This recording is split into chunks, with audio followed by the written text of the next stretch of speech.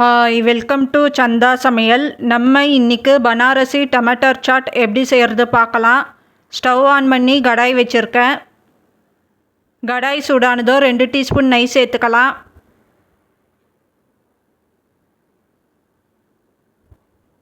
அரை டீஸ்பூன் ஜீரகம் சேர்த்துக்கலாம்.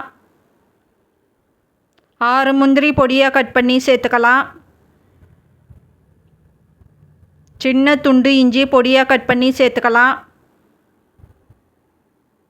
இப்போது ஜீரகம் பொரிஞ்சு இதெல்லாம் வறுப்படணும், வறுத்துக்கலாம்.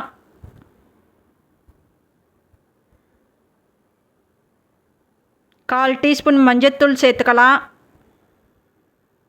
காஷ்மீரி மிளகாய்த்தூள் அரை டீஸ்பூன் சேர்த்துக்கலாம். அரை டீஸ்பூன் ஜீரகத்தூள் சேர்த்துக்கலாம். கால் டீஸ்பூன் கரம் மசாலா சேர்த்துக்கலாம். அரை டீஸ்பூன் தனியாத்தூள் சேர்த்துக்கலாம்.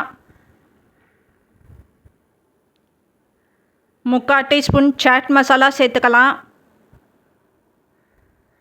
இப்போ நல்லா மிக்ஸ் பண்ணிக்கலாம்.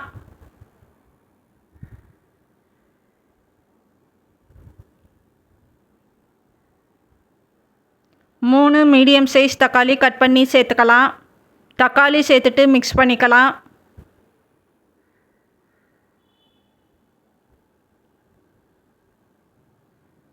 உப்பு தேவையான அளவு சேர்த்துக்கலாம். உப்பு சேர்த்துட்டு மிக்ஸ் பண்ணிக்கலாம். தக்காளி வதங்கணும், வதக்கிக்கலாம்.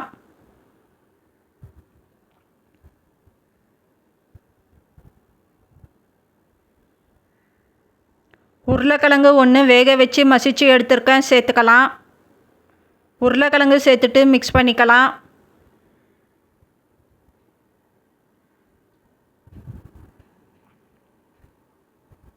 முக்கால் டீஸ்பூன் ஆம்ச்சூர் பவுடர் சேர்த்துக்கலாம்.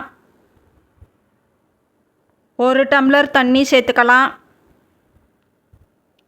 தண்ணி சேர்த்துட்டு மிக்ஸ் பண்ணிக்கலாம். லோ ஃப்ளேமில் 5 நிமிஷம் கொதிக்க விடணும்.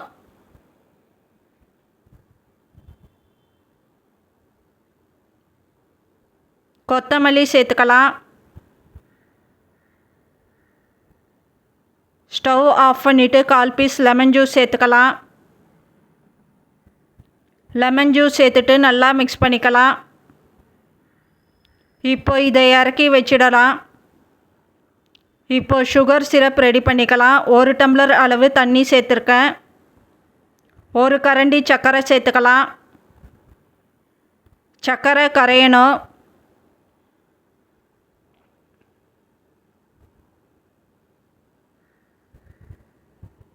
கால் டீஸ்பூன் ஜீரகத்தூள் சேர்த்துக்கலாம்.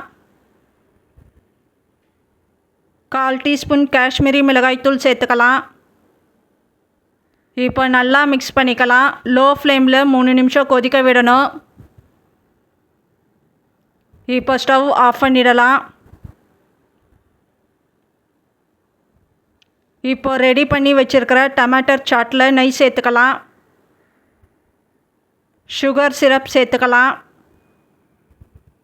கொத்தமல்லி சேர்த்துக்கலாம். மிக்சர் சேர்த்துக்கலாம். இப்போ நமக்கு பனாரசி டமாட்டர் சாட் ரெடி ஆகிடுச்சு. இந்த சேனல் பிடிச்சிருந்தால் லைக் பண்ணுங்கள், ஷேர் பண்ணுங்கள், சப்ஸ்கிரைப் பண்ணுங்கள்.